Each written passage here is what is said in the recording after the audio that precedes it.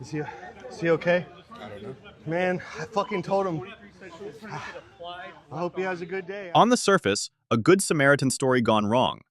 A man in a suit forced to shoot an aggressive stranger outside a Tennessee courthouse. But police quickly realized the victim on the stretcher was actually Chud the Builder, a professional provocateur who built a career on extreme racial antagonism and public confrontation.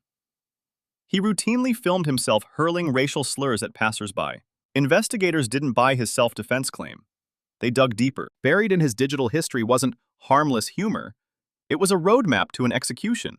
This is how a streamer's own brand turned a street scuffle into a charge of premeditated attempted murder. Just 72 hours before the shooting, Dalton Etherly was in a full-blown downward spiral.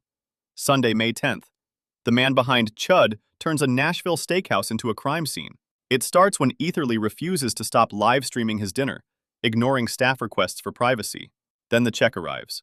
Etherly polishes off his entire meal, but refuses to pay the $372 bill. When confronted, the mask comes off. Police affidavits say Etherly started screaming, hurling vile racial slurs at employees. Metro Nashville police arrive, but Etherly keeps going.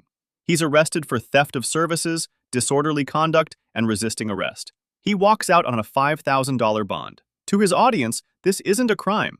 It's top-tier content. To Etherly, he's a free speech martyr. To investigators, he's a man losing his grip.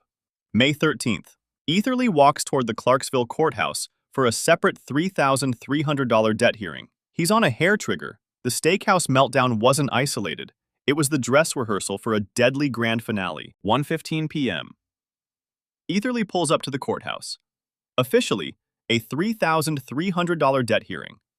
But Chud the Builder is never just there for legal business. He's there for content.